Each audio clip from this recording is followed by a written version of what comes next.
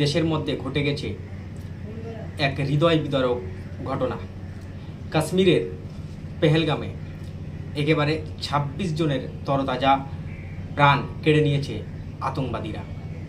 কিন্তু এই যে এই ঘটনাটি ঘটল, কেন ঘটল, কিভাবে ঘটল, কারা দায়ী, এই সমস্ত নানা প্রশ্ন কিন্তু এখন উঠছে।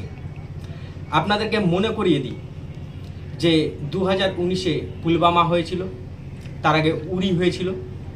এই সমস্ত বিষয়বস্তুগুলো যখন সামনে এসেছিল তখন আমাদের দেশের প্রধানমন্ত্রী, দেশের গৃহমন্ত্রী এবং অজিত ডোভাল তিনারা কোথায় ছিলেন? সরকার তো তিনারা চালাচ্ছেন। আপনাদেরকে দেশের প্রধানমন্ত্রী নরেন্দ্র মোদীর একটু পিছনে নিয়ে চলে যাব, 15 বছরের পিছনে নিয়ে চলে যাব। তিনি কি বলছেন যখন কংগ্রেসের সরকার ছিল, আতঙ্কবাদী কোনো রকম হামলা যদি হয়েছিল তখন তিনি কি বলেছেন শুনুন। আগে প্রধানমন্ত্রী নরেন্দ্র মোদীর কথা, ঠিক বিগত 15 থেকে 20 বছর পিছনের ঘটনা। ये जो आतंकवादी है, ये नक्सलवादी है, उनके पास शस्त्र और बारूद कहां से आता है? वो तो विदेश की धरती से आता है और सीमाएं संपूर्ण रूप से आपके कब्जे में है। सीमा सुरक्षा बल आपके कब्जे में है। जो आपके कब्जे में है उसको तो संभालो, और जो विदेश से बारूद आता है, शस्त्र आते हैं, आतंकवादियों के पास पहुंच जाते, उसको तो रोको। जवाब नहीं है। मैंने उनको दूसरा सवाल पूछा। हमने कहा आतंकवादियों के पास धन आता है, हवाले से आता है, पूरा मनी ट्रांजैक्शन का कारोबार भारत सरकार के कब्जे में है, आरबीआई के अंडर में है, बैंकों के माध्यम से होता है। क्या प्रधानमंत्री आप इतनी निगरानी नहीं रख सकते कि ये जो धन विदेश से आकर? আপনারা শুনলেন প্রধানমন্ত্রী নরেন্দ্র মোদীর কথা। তিনি বলছেন যে দেশের প্রধানমন্ত্রী যদি এই সমস্ত বিষয়বস্তু নিয়ে খোঁজ না রাখেন তাহলে কে রাখবে? আজকে যদি কংগ্রেসের আমলে হতো তাহলে গদি মিডিয়া, এক শ্রেণীর যে গদি মিডিয়া যে সরকারকে বাঁচাতে এক ধরনের প্রোপাগান্ডা চালাচ্ছে। আপনারা শুনেছেন যে গতকালকে এবিপি নিউজের চিত্রা ত্রিপাঠী সেই ঘটনাস্থলে কাশ্মীরে গেছিল, কিন্তু সেখানকার স্থানীয় বাসিন্দারা, কাশ্মীরিরা কিন্তু গো ব্যাক স্লোগান দেয়। গদি মিডিয়া দূর হটাও স্লোগান দেয়, কাশ্মীর সে আওয়াজ আই, হিন্দু মুসলিম ভাই ভাই।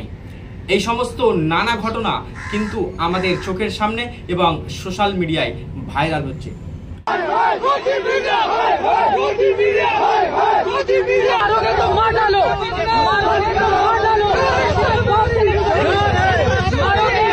हिंदू मुस्लिम का सीन नहीं है, ये इंसानियत का कत्ल है।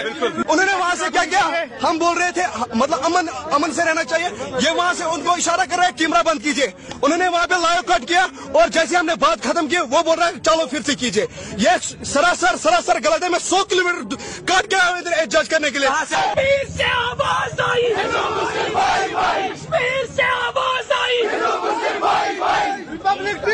প্রথম প্রশ্ন, পুলওয়ামায় 300 কেজি আরডিএক্স কোথা থেকে ছিল?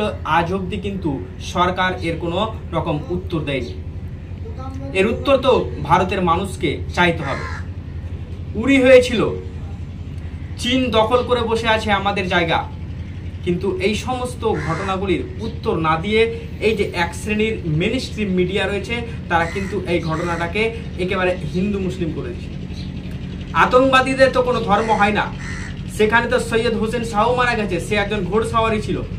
সে যখন দেশের আমাদের মানুষ যারা যে সমস্ত টুরিস্টরা গিয়েছিল সেখানে তাকে নাম ধরে ধরে এবং ধর্ম দেখে তাদেরকে মারা হচ্ছিল, তখন সে কিন্তু বলেছিল এ লোক মাসুম হ্যাঁ, এ লোক কুছ নেই জানতে, ইসে ছোড় দিজিয়ে। এই সমস্ত ঘটনার পরিপ্রেক্ষিতে আতঙ্কবাদীদের সঙ্গে সে কিন্তু ভিড়ে যায়, নানা বাগ বিবাদ হতে থাকে।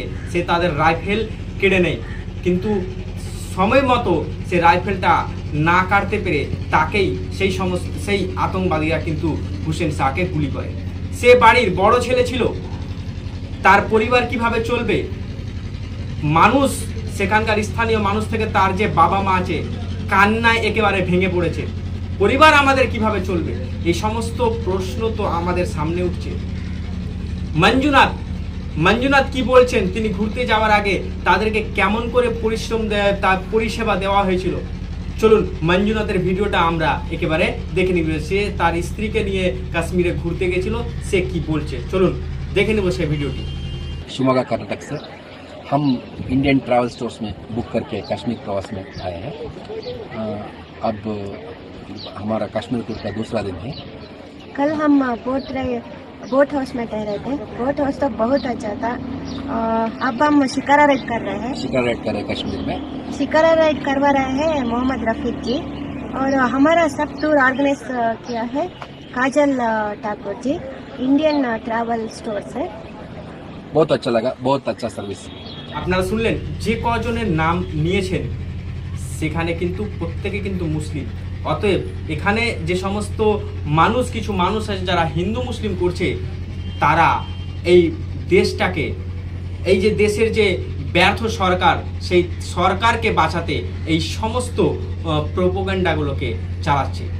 চলুন আরেকজন কাশ্মীরে ছিলেন তরুণ দত্ত বলে সোশ্যাল মিডিয়া একজন ইউজার, তিনি কিন্তু পোস্ট করেছেন। কি লিখেছেন চলুন আমরা তরুণ দত্তর কথা আপনাদেরকে আমরা শোনাবো। বলছেন, প্রাণ নিয়ে পেহেলগাঁও থেকে জম্মু ফিরলাম। গোটা কাশ্মীরে 20 মিটার অন্তর আর্মি ছিল, কিন্তু পেহেলগাঁওতে একটাও আর্মি ছিল না।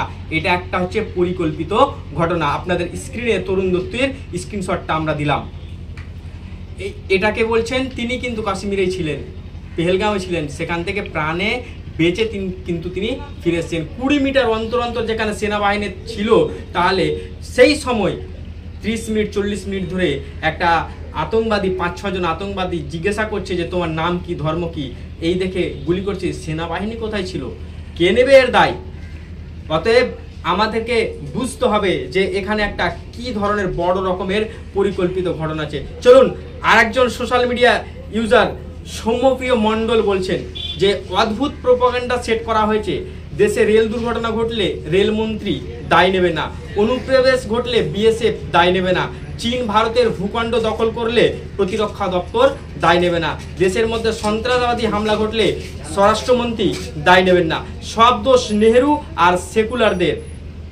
অদ্ভুত জোকারের দেশে পরিণত হয়েছে। কাশ্মীরে সন্ত্রাসবাদী হামলা কংগ্রেস আমলে ঘটলে বলা হতো দেশের সরকার দুর্বল, আর এখন ঘটলে বলা হচ্ছে সরকার শক্তিশালী। শুধু একটা শ্রেণীর নাম বলা হচ্ছে যে তোমরা সকলে এক হও। এটা তো ইলেকশনের টাইমে প্রধানমন্ত্রী নরেন্দ্র মোদী বলছে এক হে তো সেফ হে। আমরা তো সকল দেশবাসী 140 কোটিবাসী তো আমরা এক, কিন্তু আমরা আজ অব্দি নিরাপদ নয় কেন? দেশের প্রধানমন্ত্রী, আপনাকে জবাব দিতে হবে। গৃহমন্ত্রী অমিত শাহ, আপনাকে এর জবাব কিন্তু দিতে হবে। চলুন আরেকজনের আমরা বিভাস দত্ত বলে একজন সোশ্যাল মিডিয়া ইউজার আছে, তিনি কি বলছেন? বলছে যে ট্যুরিস্টদের নাম, ধর্ম ইত্যাদি ইনফো জেনে তারপর গুলি চালাচ্ছিল জঙ্গিরা। আহতদের কথা বাদ দিল, মিডিয়ার খবর অনুযায়ী 27 জন পর্যটক এখনো পর্যন্ত মৃত। তাহলে প্রশ্ন নম্বর 1 তিনি প্রশ্ন করছেন সোশ্যাল মিডিয়ায়, স্ক্রিনের মধ্যে উঠছে দেখুন। এই 27 জন একের পর এক ধরে জঙ্গিরা যখন জিজ্ঞাসাবাদ করছিল, তখন পুলিশ আর্মি কোথায় ছিল? অজিত ডোভাল কোথায় ছিল? ইন্টেলিজেন্স এজেন্সিগুলোর কর্মচারীরা বসে বসে মাইনে নেয়। এত বড় একটা কাণ্ডের কোনো অগ্রিম খবর ছিল না ওদের কাছে। ওয়াকফ সংশোধনী বিল নিয়ে দেশ জুড়ে আন্দোলন চলার সময় কিন্তু এই ধরনের একটা মারাত্মক ঘটনা ঘটল। কোথায়? আরডিএক্স কোথা থেকে, কার মারফতে এসেছিল? এই সমস্ত ভারতের সাধারণ নাগরিকদের এই প্রশ্নগুলো কিন্তু সরকারকে করতে হবে। আমরা দেখেছি যে 22 বছরের একজন নৌসেনা, সে কিন্তু 1 সপ্তাহ হয়েছিল সে গেছিল কাশ্মীরে ভ্রমণ করতে, তাকে কিন্তু শহীদ হতে হয়েছে। কাশ্মীরের মানুষ কিন্তু এ নিয়ে একেবারে ক্ষোভে রাস্তায় আন্দোলনে নেমে পড়েছে। তারা বলছে আমরা শান্তির কাশ্মীর চাই, আমরা ভারতীয়, আমাদের শান্তিতে বসবাস করতে দিন। অতএব এই ধরনের প্রোপাগান্ডাগুলো সেট করা হচ্ছে, সরকার নিজেদের ব্যর্থতা ঢাকতে এই ধরনের প্রোপাগান্ডা নিয়ে এসেছে। মুর্শিদাবাদের বেশ কিছু ধুলিয়ান শহরের যে এই ধরনের যে ঘটনাগুলো ঘটেছে, অনেক জায়গায় আবার ভুয়ো ফেসবুক পোস্টও করা হচ্ছে। অন্যদিকে গদি মিডিয়া চিকতায় ভারত পুস্তায় ভারত করছে, কিন্তু আজকে যে 26 জন যে নিরীহ মানুষের প্রাণ চলে গেল, তাহলে সরকারকে চিক कर क्यों नहीं बोलते যে এই 27 या 26 लोगों की जान क्यों चल गई? मोदी जी आप जवाब दीजिए। लेकिन ये जवाब अभी तक नहीं आया।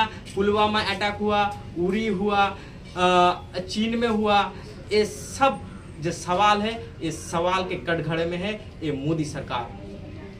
এখনকার মতো এই পর্যন্তই, আবারও দেখা হবে নতুন কোনো খবরের সাথে, নতুন কোনো তথ্যের সাথে।